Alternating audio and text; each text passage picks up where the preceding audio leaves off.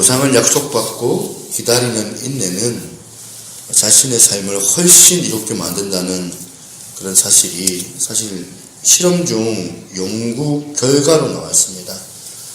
오래된 얘기예요. 1960년대 미국 스탠퍼드 대학의 월터 미셸이라는 사회학 박사가 이른바 이제 마시멜로우 이 실험을 하게 된 겁니다. 4살짜리 아이들을 한 653명을 모아놓고 마시멜로우 이 한 봉지를 주고는 만약 얘들아 너희들이 마시멜로우를 먹지 않고 15분만 너희들이 참고 기다리면 상으로 이 마시멜로우 한 봉지를 더 줄게. 그렇게 약속을 하고 이분이 나가자마자 이 아이들의 반응이 확연하게 두 부류로 이렇게 나누어지는 것을 볼 수 있었답니다. 한쪽은 막 참지 못해가지고 이 마시멜로우를 보자 막 침물이 나와서 허겁지겁 그것을 막 다 먹어치워버리는 그런 아이들이 있는가 반면에 한쪽에는 15분이니까 그걸 조금만 참으면 되겠다 싶어서 그걸 기다리고 있는 아이들 그 두 부류로 나눠진 겁니다. 뭐 참는 방법이 다 다르지만 참을 때에 뭐 어떤 애들은 벽을 보면서 막 보면 마시멜로우를 안 쳐다보려고 하는 그런 귀여운 모습을 보이는 아이들도 있고 또 노래를 부르면서 딴짓거리를 하는 아이들도 있는 거 반면에 그거 먹고 싶은데 그거 참아내려고 하다가 결국에 잠들어 버린 아이들 이렇게 참아내는데 결국에는 이제 보상이 주어지게 된 것이겠죠. 이 실험 결과가 이제 흐르고 난 다음에 이제 15년을 이제 보낸 겁니다. 그리고 나서 이제 이 아이들의 이제 상황들을 이제 알아본 거예요. 대학교 입학할 때쯤 됐겠죠. 15년이니까 이 아이들이 너무나도 그런데 두 부류로 나눠졌었는데 너무나도 다른 모습으로 살고 있었다는 결과가 나온 겁니다. 먹고 싶어가지고 그 욕구를 참지 못했던 아이들은 결국에는 이 작은 어려움에 참지 못해가지고 이제 보면 삶을 살아갈 때 뭐 쉽게 어떤 상황에서 굴복하고 좌절하고 어떤 면에서는 막 스트레스를 받고 또 대인관계도 잘 안 돼요. 대인관계도 어렵고 친구도 없고 외톨이로 살아가는 사람들이 그렇게 불행한 삶을 살아가는 사람들이 대다수였다. 반면에 이 마시멜로우를 잘 참아냈던 아이들이 있었는데 이 아이들은 학교에서나 직장에서나 가정에서나 생활을 잘하는 거예요. 인정받고 적응력도 뛰어나고 적극적인 그런 성격을 가지고 소위 말하는 요즘에 말하는 인싸 이런 개념으로 생활하고 있더라 이런 통계가 나온 겁니다. 보상을 기대하면서 기다리고 버텨내는 그 인내는 우리 인생의 질을 높여준다는 그 결론을 내리는 이런 실험이었다고 볼 수 있는데요. 신앙생활도 이와 같다고 생각을 합니다. 우리도 장래에 보상받을 큰 상이 있다는 그 확신된 약속이 우리 가운데 있기 때문에 이 힘든 현실을 잘 이겨내고 있더라. 지금 그 유혹을 이겨내지 못하고 그 충동을 죽이려고 그 찰나의 그 기쁨을 내가 보면 누리려고 하다가 내 마음대로 살아가다가 그렇게 있다가도 다시금 주님의 그 약속된 그 말씀 그거를 확신하기 때문에 내가 그 찰나의 기쁨을 내가 버텨내고 인내하고 오래 참고 소망하고 오늘을 잘 견뎌내는 게 이게 저나 여러분들이 살아가야 되는 그런 어떤 신앙생활이 아닌가 생각을 해봤습니다. 여러분 어떠십니까? 여러분 인내하시는 것 같아요? 기도하면 여러분들이 바로 응답받으면 좋겠는데 어떨 때는 지체될 때가 많아요. 기도 응답이 어떨 때는 기도 응답이 아예 없는 것 같이 느껴져요. 너무 더딜 때가 있거든요. 분명히 성경의 약속을 믿고 우리가 따라가고 확신하고 있는데 그런 기미가 어떨 때는 내 삶 속에서 전혀 보이지 않고 똑같을 때가 있거든요. 우리가 사실 하나님께서 때로는 기도할 때 바로바로 응답을 해주실 때도 있지만은 제가 가만히 보니까 그래요. 대부분의 기도는 바로 보상하는 것이 아니라 때가 있더라. 하나님의 때가 있다는 사실을 우리가 알아야 합니다. 그래서 우리가 하는 이 신앙생활은 오래 참음과 인내가 있다는 겁니다. 처음 1세기 때 이 초대교회 성도들도 그랬던 것 같아요. 이 예수님이 이제 승천하시고 난 다음에 재림하신다고 약속하셨으니까 바로 재림하실 줄 알았던 겁니다. 자기 생애에 예수님 올 줄 알고 기다린 겁니다. 그래서 이 믿음 가운데 이 어려운 현실을, 이런 어려운 오늘을 잘 인내를 했는데, 그 당시에는 말로 다 할 수 없는 탄압이 있었던 거죠. 이 유대인들이 소위 보면 자기들의 어떤 그 유대교의 그 모세의 구약을 토대로 가르치는 사람들이 계속된 그 방해와 또 의도적인 그런 탄압, 심지어는 로마의 그 식민지였으니까 그 압제 가운데서 예수 믿으면은 아예 시장 생활을 못하게끔 만들어 버리니까 그런 규제와 위협 가운데 그걸 꿋꿋하게 견뎌내는 거. 왜냐하면 하나님께서 하신 약속의 말씀을 믿었기 때문에 그런 거예요. 이전에 성경의 예언들이 다 응답받았던 것처럼 재림도 분명히 있을 거다. 이 약속의 말씀이 있었던 거죠. 마태복음 10장 23절에 이 동네에서 너희를 박해하거든 저 동네로 피하라. 내가 진실로 너희에게 이르노니 이스라엘의 모든 동네를 다니지 못하여 인자가 오리라. 이거는 예수님이 하셨던 주님이 직접 하셨던 말씀인데 이 본문을 보면 금방 예수님 재림하실 것 같은데요. 그래서 1세기 초대교회 성도들이 인사를 어떻게 합니까? 마라나타, 아멘, 주 예수여 오십시오. 이렇게 서로를 이제 향하여서 인사를 했답니다. 그런데 시간이 가는데도 자꾸 교회의 성도들은 죽어나가고 하나둘씩, 환경은 점점 쪼들리고 급박하게 힘들고, 그러면서 예수님 안 오시는 거 아니야? 예수님 언제 오신대? 아마 그런 소리를 듣는 교회 지도자들도 조급했을 겁니다. 빨리 예수님 오셔야 되는데 진짜 예수님 오시는 거 맞나? 자꾸 옆에서는 막 의심하는 소리를 해대고 자꾸 거짓말이다, 예수님 안 온다, 이런 소리를 하니까 마음이 불안한 거예요.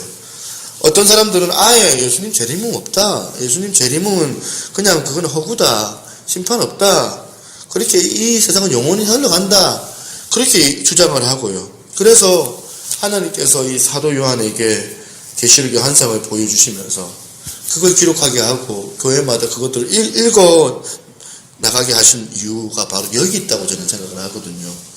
뭐냐면 주님 반드시 오신다는 거거든요. 언제든지 오시지만 그날이 언제 올는지는 몰라요. 그날이 도적같이 임하는데 오지 않는 것은 아니다. 너희들이 장차 받을 그 구원과 상급을 기대하고 오늘을 잘 견디고 이겨내라. 오늘 우리 김용수 전사님 앉아 계시지만 중고등부 수련회 때 고민을 많이 하셨을 거라 생각해요. 내가 이거 2부 때 얘기를 못 할 수도 있는데 필요하다고 생각을 하거든요. 김용수 전사님이 수련회 가는데 핸드폰 금지, 그러니까 애들이 막 난리가 난 거예요. 그리고 또 이제 그 새끼가 나오는데 그 돈 주고 이제 밥을 먹어야 되는데 그거 밥 먹게 하고 싶은 그런 마음이 분명히 있었을 거다 생각을 하는 거예요. 저는 그렇게 생각하거든요. 그거 못 이긴 사람들은 보상도 없거든요. 그거 못 이긴 사람들은 보상도 못 누려요. 그걸 아이들한테 가르쳐야 될 필요도 있겠다 생각을 한 거예요. 아이들이 그걸 참아내지 못하고 그걸 못 견뎌내니까 계속 불평하고 원망하고, 그러니까 엄마들한테 쑤셔가지고 그거 막 그 보면 이제 해달라고 막 올려바치고, 그걸 이제 아이들 참아내게끔 하는 것도 하나의 훈련이다 이런 생각이 드는 거예요. 왜냐하면 그걸 잘 참아내면 결국에는 그게 보상이 없는 게 아니니까 그 보상을 아이들한테 씹어주는 것도 하나의 훈련이라는 생각을 말씀을 준비하면서 하게 된 것 같아요. 오늘 지금 하나님께서 사도 요한에게 이런 계시록의 한상을 보여주신 이유가 뭐냐면 반드시 주님 오신다. 그래서 오늘의 삶의 그 힘듦과 이 신앙생활에 이 괴리를 느끼고 있는 이 교회 성도들에게 다시금 이 계시록을 통하여서 재림 대망의 약속을 주시면서 끝까지 잘 인내해라, 잘 견뎌라, 인내하고 삶 속에서 하나님의 나라를 만들어가라, 그렇게 얘기를 하는 거예요. 그리고 나서 2000년이 흘러간 거예요. 이거는 초대교회 성도들만이 아니고 우리들의 문제. 아직도 예수님이 안 왔어요. 그죠? 언제 올는지 모르지만 아예 안 오시는 건 아닐까? 어떻게 생각하세요? 예수님 아예 안 오시는 거 아닐까요? 그냥 이거 거짓말처럼 에이 요즘 같은 과학시대에 무슨 뚱딴지 같은 신화 같은 그런 재림이 어딨냐.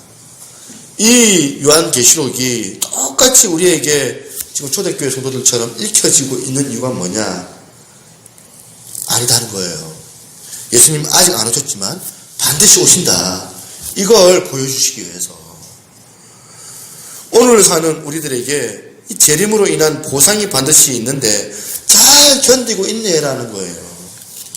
반드시 주님 오실 거다. 그 보면 구약시대 때 선지자들을 보면 하나님께서 보내주시잖아요. 선지자들이 계속 이제 왕들과 이 이스라엘 백성들에게 했던 말이 뭐예요? 너희들 이렇게 말 안 들으면 망한다 하면서 미래에 대한 예고를 하잖아요. 너희들 자꾸 말 안 들으면 망한다. 하지만 너희들이 정말 하느님께로 돌아오면은 다시 회복해 될 것이다. 회복을, 희망을 약속을 하시잖아요.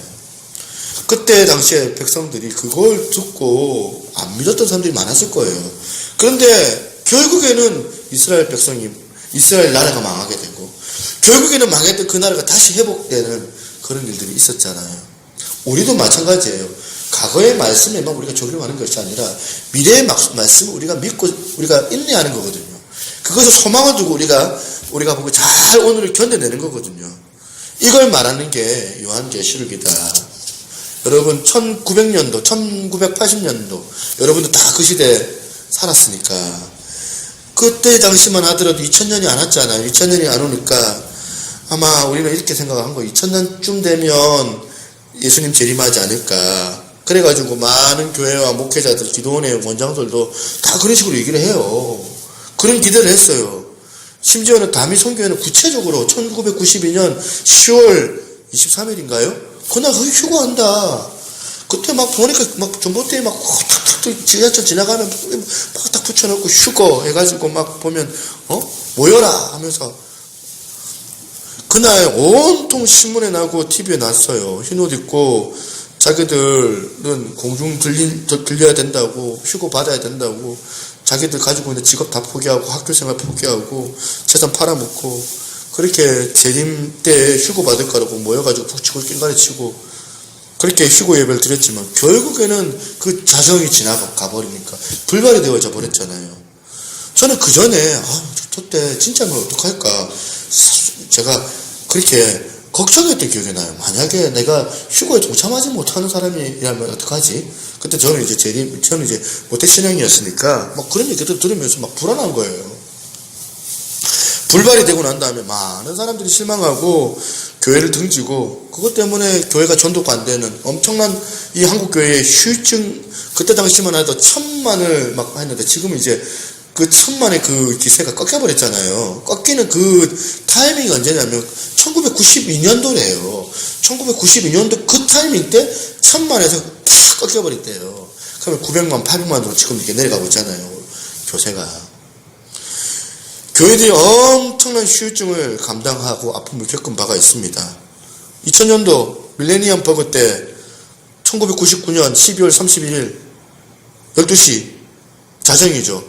컴퓨터가 오류가 생겨가지고 그것 때문에 막 혼란 시대가 야기되고 지구의 종말이 일어날 거라는 이런 얘기가 있었는데 그때 나는 2000년 되면 예수님 오시면 2002년도 월드컵은 진짜 못하겠네? 그런 그런 어린 마음에 그런 걱정하고 우리나라 월드컵을 치르고 예수님 오셔야 되는데 이런 생각하고 1999년 12월 30일 기억나요.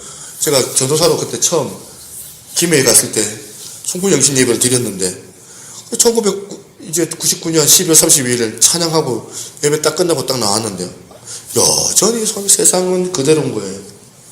예수님이 아직도 왜 재림하지 않았을까?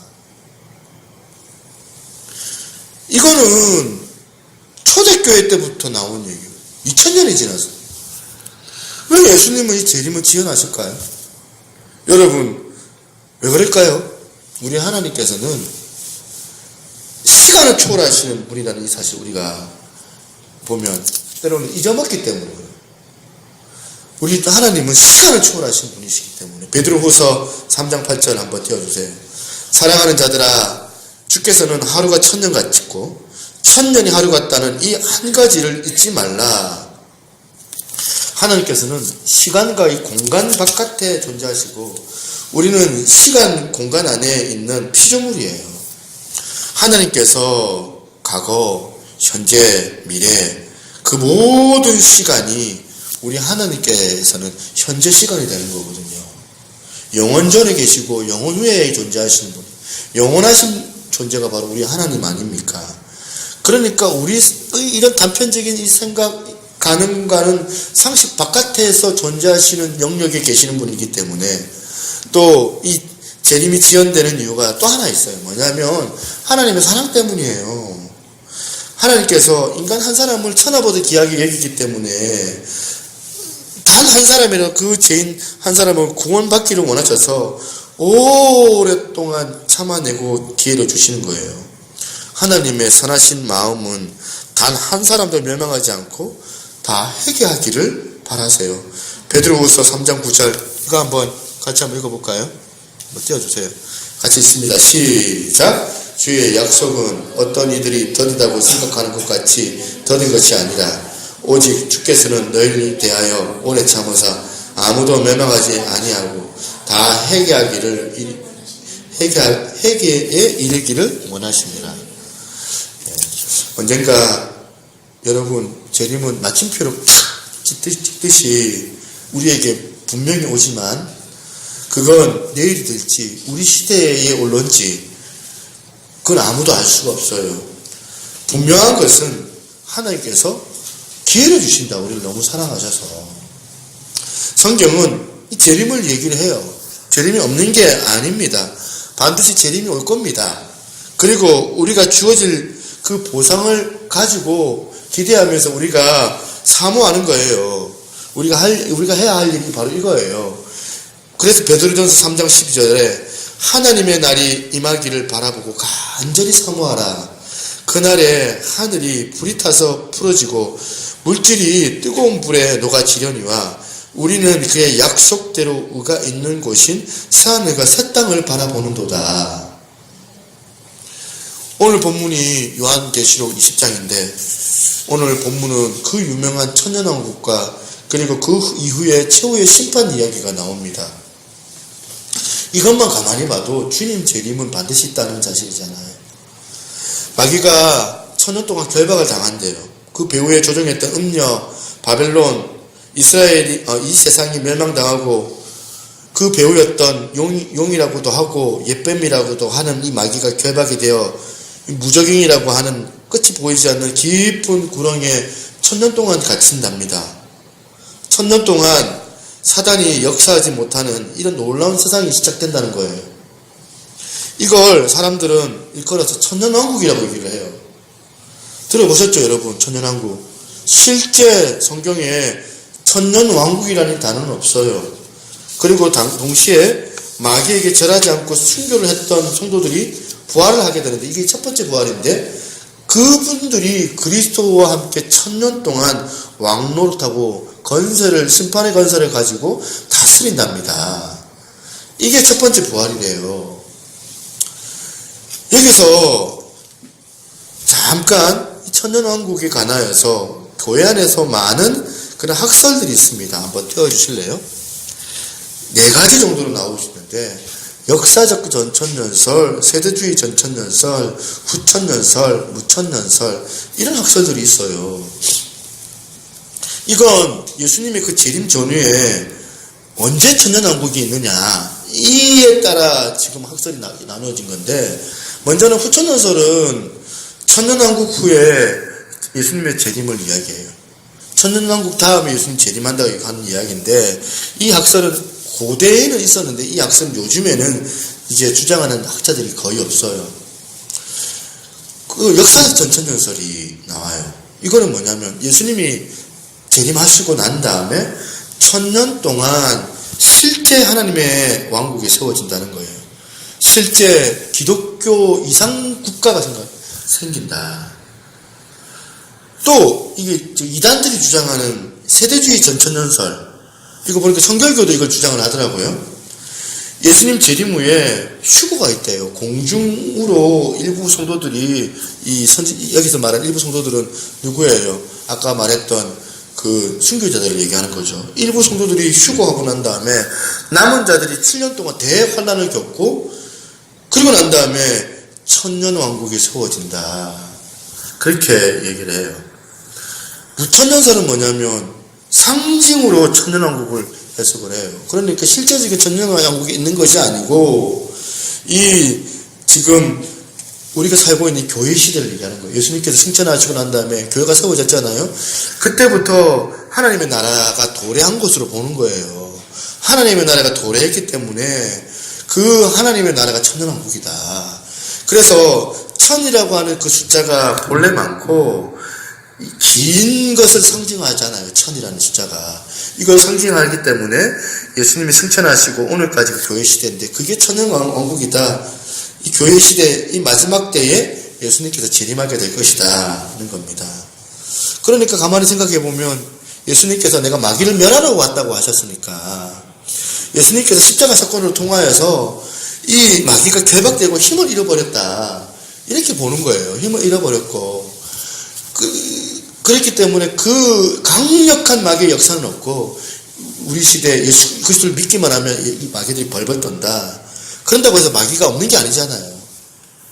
그러니까 무천년설도 오류가 있는 거죠. 마귀가 없는 게 아니니까.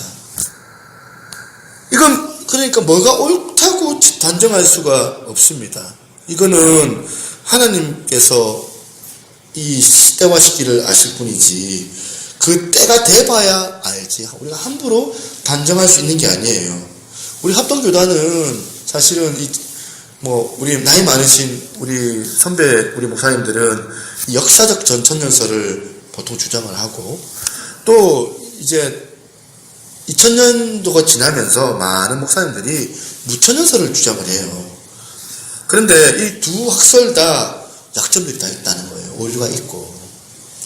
그러니까 뭐가 옳고 뭐가 그러다 이게 정확하게 말할 수 없기 때문에 그런 거예요. 왜냐? 성경이 정확하게 말하지 않기 때문에. 우리가 성경을 가르쳐 주는 데까지만 우리가 아는 거고, 더 이상의 해석을 우리가 깨워 맞출 필요는 없다는 거거든요. 성경에 침묵을 하면, 성경에 침묵하면 우리가 침묵하자는 거예요.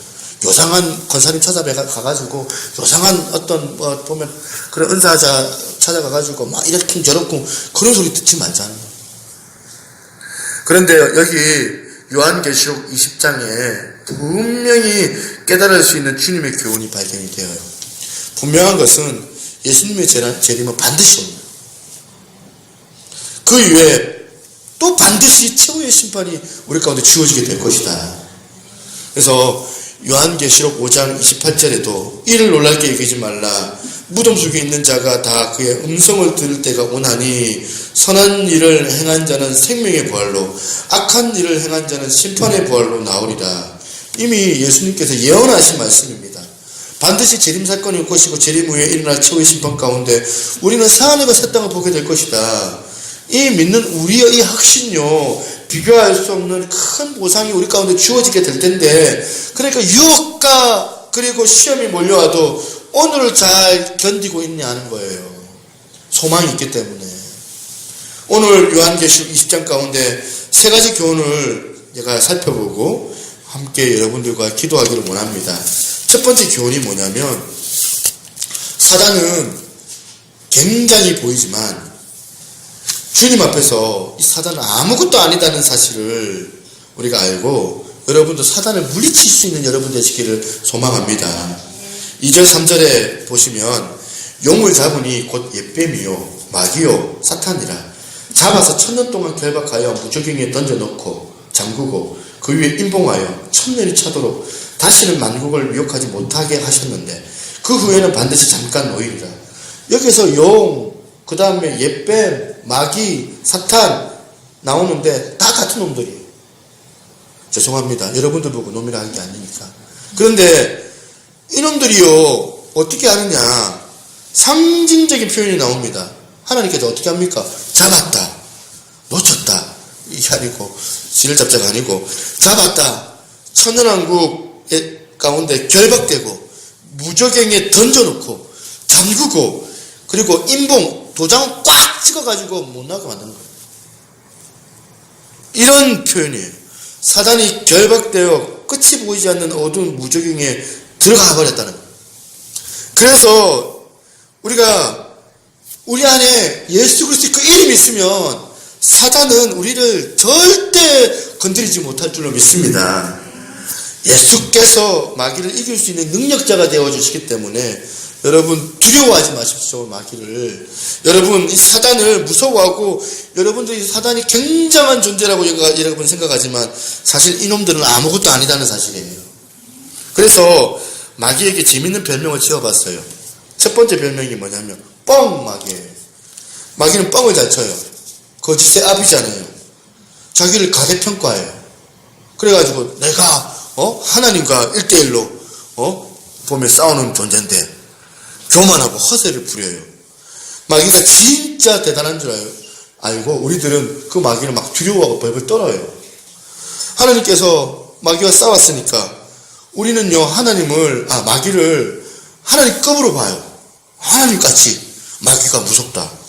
마귀도 역시 하나님이 만드신 피조물에 불과하다는 사실. 그런데 사람들이 마귀를 보면 벌벌 떨고 무서워한다는 거예요. 여러분 우리가 하나님 아버지가 얼마나 크신 존재인지 여러분 깨달아야 된다는 겁니다. 마귀를 집중하는 것이 아니라 사단 마귀에게 예민한 것이 아니라 여러분 하나님 앞에 집중하고 하나님 앞에 예민하면 된다는 거예요. 하나님께 나가면 된다는 거예요. 예수님이 마귀의 시험을 받으시잖아요. 예수님이 마귀 시험 받은 것이 중요한 게 아니라 예수님께서 이 마귀에게 이겼다는 게 그 메시지잖아요. 예수님께서 우리의 주인인데 이 뻥마귀는 계속 보면 가대평가를 하게 만들어서 자기가 주인인 척해요. 자기가 세상의 주인인 척해요. 또 하나 별명이 뭐냐면 영구마귀. 영구마귀가 뭐게요? 영구 없다. 예, 맞아요. 이제 우리 젊은 세대들은 잘 모를 것 같아가지고 설명을 좀 해야 되는데 이 심형래가 영구와 땡칠 가운데 그 당시에 했던 별명이 영구 없다. 마귀가 없대요. 어떤 사람들은 가소평가해요. 마귀를. 그 마귀 그런 거 없어. 이 가소평가하게 만드는 거예요. 가대평가하는 것도 문제지만 뻥마귀처럼 가소평가하는 것도 문제예요. 여러분들 그 배후에 너무 마귀가 존재하는 거 여러분 무시하면 안 돼요. 마귀가 없는 게 아니라 마귀는 존재해요. 그 마귀는 우리한테 아무것도 아니지만 마귀가 그렇다고 없는 게 아니에요. 그 마귀가 하나님의 교회를 어지럽히게 만들고 우리 관계를 흐트러 놓게 만들고 우리의 사역을 방해하고 교회를 무너지게 만드는 게 마귀들이거든요. 또 하나 별명이 뭐냐면 똥개마귀예요. 똥개마귀. 제가 어릴 적에 동네에 똥개들이 많이 있었거든요. 이놈들이요. 제가 어리니까 6살 때 어리니까 이유 없이 막 달라들 때가 있는 거예요. 막 뛰어와요. 막.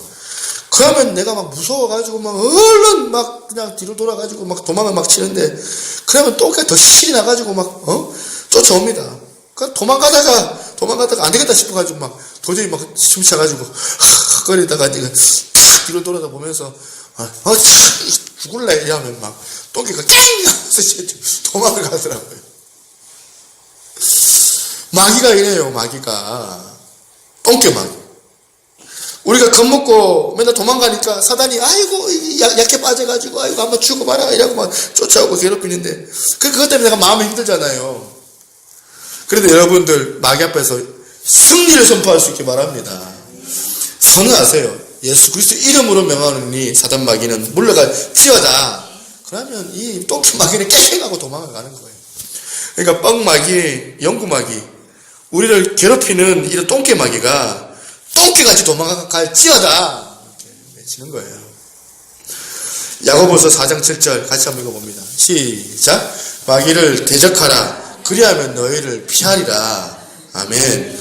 대적한다는 것은 마귀의 공격에 맞서라는 말이잖아요. 나를 우울하게 만들고 옛 자의 본성을 막 그 속에서 막 확 올라올 때 있잖아요. 막 보면 훅 하고 올라올 때 아니야. 이건 내 마음이 아니야.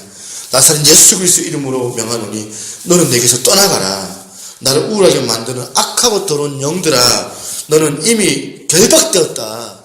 예수 그리스도 이름으로 명하노니 내게서 떠나가라.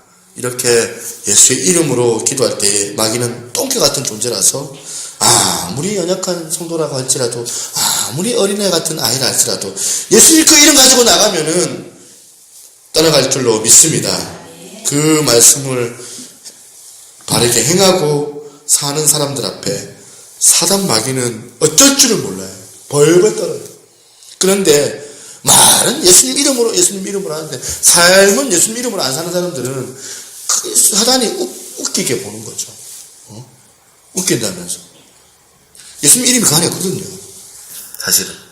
말만 호을 좋게 예수님 이름이지. 그래서 그 능력 대신에 그 예수님 이름으로 사시고 그 예수님 이름으로 선포할 수 있는 여러분 되시길 바랍니다. 그러면 성령의 날성검, 하나님의 말씀이 내 안에 가득 차기 때문에 사단이 벌벌 떤다는 거예요. 두 번째 교훈이 뭐냐면 오늘 순교자들이 나오는데 얼마나 순교자들의 희생이 고귀한가를 우리 가운데 잘 보여줍니다. 이 10장에 이들이 믿음을 지키다가 순교한 사람들이 나오는데 이들이 부활합니다. 첫 번째 부활을 보이고 요한계시록 20장 4절에 내가 보좌들을 보니 거기 앉은 자들이 있어 심판하는 권세를 받았더라. 내가 보니 예수의 증거와 하나님의 말씀으로 인하여 목배임을 받은 자들의 영혼들과 또 짐승과 그의 우상에게 경배하지 아니하고 이마와 손에 그의 표를 받지 않는 자들이 살아서. 여러분, 희생하면 세상 사람들은 바보로 알아요. 희생하는 사람들을 세상 사람들은 어리석다고 생각을 해요. 아깝다고 얘기합니다. 자기를 희생하고 다른 사람들을 섬기는 사람들에게 이해가 안 되면서 왜 너는 그렇게 사느냐 그렇게 얘기를 해요. 그런데 영화를 열고 보니까 그렇게 비참하게 죽었던 그런 순교자들이, 그렇게 마음에 안타깝게 돌아가신 그분들이 지금 주님과 더불어서 이 세상에서 1000년 동안 왕노릇을 합니다. 6절에 보니까 이 첫째 부활에 참여하는 자들은 복이 있고 거룩하도다. 둘째 사망이 그들을 다스리는 권세가 없고, 그다음 이 둘째 사망은 지옥을 말하는 거잖아요. 도리어 그들이 하나님과 그리스도의 제사장이 되어 1000년 동안 그리스도와 더불어 왕노릇하리라. 여러분은 어떠세요? 주님을 위하여 희생하십니까? 내가 얼마나 주님을 위해서 희생하는 것 같습니까? 이 보면 영국의 그 전설적인 왕, 아도왕이 그 기사들 있잖아요. 기사들이 전쟁을 치르고 돌아왔을 때 이 아도왕이 이 기사들의 그 몸을 다 검열을 했대요. 그들이 진짜 전쟁을 치른 흔적이 있는지 없는지를 그렇게 확인을 했대요. 만약에 전쟁을 치른 흔적이 없으면 다시 전쟁터에 나가라. 그렇게 명령을 내렸답니다. 이 아도왕이. 치열한 싸운 흔적을 가지고 오라는 거예요. 우리가 예수님의 이 군사들로서 우리가 이 땅을 살아가는데 그냥 내 편하려고 호의호식하려고 내 마음대로 살려고 주님께서 나에게 구원 주신 거 아니거든요. 우리에게 주신 소명이 있는데 여러분들은 어떠세요? 사역자들이시니까. 여러분들은 정말 예수님을 위한 희생한 흔적이 있습니까? 바울은 갈라디아서 6장 7절에 보니까 내 몸에 예수의 흔적을 가지고 있다고 얘기합니다. 이후로는 누구든지 나를 괴롭히지 말라. 내 몸에는 주의 흔적. 이걸 스티그마라고 하거든요. 노예가 보면 낙인 찍는 걸 얘기하는 거거든요. 그걸 내가 가지고 있다고. 주님이 재림할 때 우리는 땅 위에 많은 사람들로부터 보면 인정을 받느냐 인정을 받지 않느냐, 영광의 면류관이 영광의 메달이 몇 개 있느냐, 우리 주님께서 그 이 땅에서의 그 메달을 찾고 계시는 것이 아니라 너가 주님을 위하여서 몇 개의 상처를 가지고 있느냐, 희생을 얘기하는 거예요. 그걸 보신다는 거예요. 오늘 저와 여러분들이 정말 순교자들처럼 죽음을 불사하는 저 서물교회나 김선희 씨처럼 정말 목숨 다해서 정말 주님을 정말 사랑하다가 순교를 당하는 사람처럼 그 정도는 아닐라 할지라도 우리가 우리 삶 가운데 내 거 막 양보 안 하고 막 보면 탁 이렇게 보면 욕심 부리는 자가 아니라 정말 기꺼이 내 것을 희생하고 내 것을 기꺼이 내줄 수 있는 그런 흔적이 있느냐. 어서 오십시오. 자, 인사를 해야 될 것 같았습니다. 세 번째입니다. 세 번째는 뭐냐면 반드시 지옥은 있다는 이 사실입니다. 요한계시록 20장 13절 보니까 바다가 그 가운데에서 죽은 자들을 내주고 또 사망과 음부도 그 가운데에서 죽은 자들을 내주니 각 사람이 자기의 행위대로 심판을 받고 사망과 음부도 불못에 던져지니 이것은 둘째 사람 곧 불못이라 누구든지 생명책에 기록되지 못한 자는 불못에 던져지더라. 여기서 말하는 불못은 뭐예요? 지옥을 말합니다. 영원한 형벌인데 생명책에 기록되지 않으면 지옥 간다고 합니다. 우리가 예수님의 그 재림을 믿는다면 이 최후의 심판 가운데 불못도 있다는 사실을 믿는 거예요.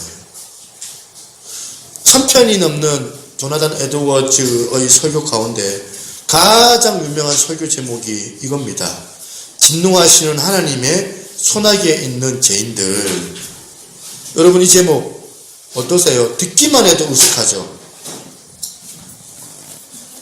설교를 시작하면서 이 조나단 에드워즈 목사님이 뭐라고 이렇게 시작했냐면, 이 조나단 에드워즈 목사님은 이렇게 막 안 보고 설교하신 분이 아니라 저처럼 막 이 원고를 가지고 설교를 읽는 분이었습니다. 설교를 읽는데 90분 이상을 설교했던 분이 바로 조나단 에드워즈였는데, 진노하시는 하나님의 소나기 있는 죄인들이라는 설교를 하면서 뭐라고 했냐면 이렇게 했습니다. 잘 들어보세요. 여러분 이 자리에 나와서 예배를 보고 있습니다마는 하나님께서는 지옥에 있는 영혼들을 향하여 진노하시는 것보다 더 오늘 이 자리에 앉아 계시는 여러분들을 향하여 더 진노하는 것을 알기를 바랍니다. 여러분 기가 막힌 이야기 아닙니까? 안 돼. 하면 안 돼. 이제 한 번씩 이렇게 호기심을 가지고 이제 하거든요. 애들이 그냥 그래요. 그래 놓고 지금 그 다음 이런 소리를 해요. 하나님의 진노가 불타고 있습니다. 지옥의 불길은 지금 무섭게 타오르고 이글거리고 있습니다. 번쩍이는 칼은 입맛을 다시면서 그들 위에 걸려 있습니다. 그리고 구덩이는 그들 아래에서 아가리를 벌리고 있습니다. 당신이 지난밤에 지옥으로 가지 아니한 것, 당신이 지난밤에 이 세상에서 다시 눈뜬 것, 당신이 아침 일어난 후에 지옥에 떨어지지 아니한 것, 당신이 지금 하나님의 집에 들어와 앉은 후에 그의 엄숙한 예배에 참석하는 제약되고 사악한 태도에도 불구하고 지옥에 가지 않는 것을 설명할 수 있는 길은 하나님의 손이 당신을 붙들고 있다는 것 외에는 아무것도 없습니다. 그러나 하나님의 손을 거두시면 떨어지는 바위돌을 거미줄이 멈출 수 없게 하는 것 같이 여러분은 즉시 굴러떨어져서 지옥의 밑없는 구덩이로 빨려 들어갈 것입니다. 촛불을 켜놓고 90분 동안 이 설교를 읽어 내려가는 동안 그 자리에 성령의 강한 역사가 일어났던 거예요. 앉아있던 사람들이 전부 비명을 지르고 탄식을 하고 어떤 사람들은 떼굴떼굴 구르고, 왜 그랬을까요? 자기가 얼마나 하나님 앞에 득죄한 죄인인가를 이 사람들이 깨달은 거예요. 내가 교회는 다녔지만 지금까지 엉터리 신앙생활을 했다. 내가 엉터리로 내가 신앙생활 했고 엉터리로 내가 예수 믿었다. 그것이 마음에 와닿으면서 양심의 가책을 느끼면서 견디지를 못하니까 군데군데에서 비명을 지르고 까무러치는 사람들을, 거꾸로 떨어지는 사람들, 그래서 그들이 그 자리에서 그 유명한 영적 대각성 운동이 시작된 것입니다. 여러분, 지옥을 의식하고 있습니까? 아니면 그냥 사는 것 같습니까? 성경은 분명히 지옥이 있다고 말하고 있습니다. 물론 어떤 권사님이 내가 지옥 갈까 봐 두렵습니다. 벌벌 떠는데 구원의 확신이 없는 거예요. 구원의 확신을 알려주기 위해서 그렇지 않습니다. 권사님은 지옥 가는 존재가 아니고 권사님은 천국 백성들이 전국 백성이에요. 장차 주님 손에 붙들려서 천국 가는 것을 여러분 우리 권사님은 소망하십시오. 그렇게 제가 들려준 적이 있지만 오늘 여기에 그렇다고 지옥이 없는 것이 아니라 고린도 전서 15장 19절에 만일 그리스도 안에서 우리가 바라는 것이 다만 이 생뿐이면 모든 사람들 가운데 우리가 더욱 불쌍한 자라. 만약 우리가 지옥이 없다면 우리가 예수 믿을 이유가 전혀 없어요. 이 땅에서도 호의호식 하는데 천국 안 가도 되게 좋아요. 이 땅에도 잘 사는데 죽으면 끝난다며. 지옥이 없다면 예수님 이 땅에 오실 필요도 없고 예수님 이 땅에서 죽으실 이유도 없고 우리 존재 이유도 우리가 사는 이유도 전혀 없는 거예요. 지옥이 없다면. 주님 이 땅에 오신 이유도 너희가 아들 예수님을 믿어서 아들을 믿고 회개해서 지옥 가지 말고 회개해서 영원한 천국을 너희들이 선물로 받아라. 그 하기 위해서 구원자로 예수님께서 오신 것 아닙니까? 그러니까 여러분 지옥이 없으면 여러분들은 아무 의미 없이 짐승과 똑같이 사는 것 있다는 겁니다. 왜 시간 아깝게 고생하고 때로는 핍박받아가면서 믿음 생활을 해야 될까요? 단 한 가지 이유가 이거예요. 나 지옥 가고 싶지 않거든. 여기 아무도 지옥 가고 싶은 사람이 없을 거예요. 죽으면 끝나는 것이 아니에요. 죽으면 천국 안 가도 좋으니까 이 땅에서 뭐 호의호식 가도 뭐 괜찮아요. 이대로 가도 내가 만족해요. 이게 아니에요. 마태복음 10장 28절 몸은 죽여도 영혼은 능히 죽이지 못하는 자들을 두려워하지 말고 오직 몸과 영혼을 능히 지옥에 멸하실 수 있는 이를 두려워하라. 그러므로 분명 예수님은 반드시 지옥은 있다고 얘기를 해요. 오늘 책들이 나와요. 12절 같이 한번 읽어볼까요? 시작. 또 내가 보니 죽은 자들이 큰 자나 작은 자나 그 보좌 앞에 서 있는데 책들이 펴있고 또 다른 책이 펴졌는데 곧 생명책이라. 죽은 자들이 자기 행위를 따라 책들을 기록된 대로 심판을 받으니. 지금 이 세상 사람들은 자기 행위를 따라 심판을 받는다고 얘기해요. 마치 모든 행위 내면에 감추어진 그 동기들 숨은 마음까지 몽땅 다 찍힌다고 그렇게 생각을 해봐요. CCTV처럼. 우리 행동들이 다 파노라마처럼 다 찍혀나가요. 우리 생각했던 마음들이. 그걸 책에 기록하고 있대요. 심판 가운데 지옥이 있다는 거예요. 그런데 우리 믿는 사람들은 어디 기록되느냐? 생명책에 그 이름이 기록되죠. 생명책에 기록된 자들이 누구냐? 자신의 죄를 진정으로 회개하고 예수님께서 자신을 대신해서 십자가에 죽으셨음을 믿고 예수님을 마음으로 영접하는 사람들. 자기 이름이 생명책에 기록된 것보다 더 큰 축복이 어디 있습니까? 생명을 가진 사람들의 말인데 그 생명이 뭐예요? 예수 그리스도를 생명이라 하잖아요. 예수님을 마음으로 모시고 살면 우리가 어떤 삶을 살아가야 됩니까? 결코 세상 사람들보다 제 많은 삶을 우리가 살 수 없습니다.